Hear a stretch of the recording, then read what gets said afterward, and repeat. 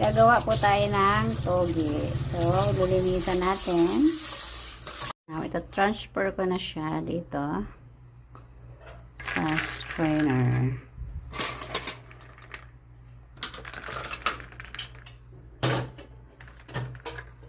Ito. Ngayon naman, tatakloban na natin ang cloth. So, ito na. Tinakloban ko na siya. And then, pwede na natin siyang ilagay sa isang safe na lugar na hindi siya tataog.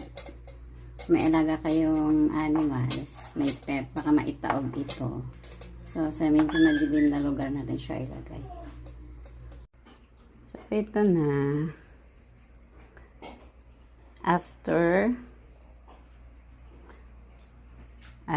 it's 24 hours from yesterday. So, medyo pa siya, maiikli pa.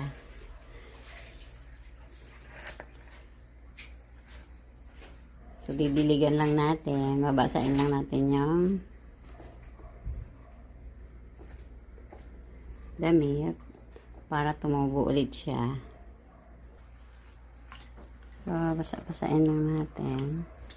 Dito na tayo sa 3 days ng ating sprouted. So, let us check. Ayan na siya. So, ganito na siya kahahaba. So, nasa sa inyo na yon kung gusto niyo nang i-harvest. Pero ako, tomorrow na lang. Hayaan lang natin na laging moist yung ating damit na nakataklob sa kanya. 4 days ang ating sprouted. So, we are going to harvest now. We're going to make it hugas na. Transfer here. Oh, kita nyo yan. Ang haba na ng ugat niya. Mahahaba na ang ugat.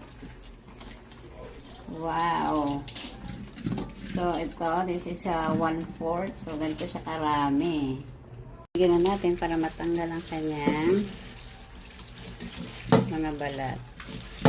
Tamasin ng konti, tapos tatanggalin ang mga nakalutang na balat. Ulit-ulitin lang po natin hanggang sa maubos ang mga balat. So, ito na, yung malinis na, wala na siyang mga balat. So, ito na ang aming sprouted, tapos na ito yung mga nakuha kong balat sa kanya. So, ito na ngayon, iluluto na namin siya. Ito ang aming lunch, the sprouted. So, try nyo lang gawin sa inyong bahay para fresh ang inyong gulay.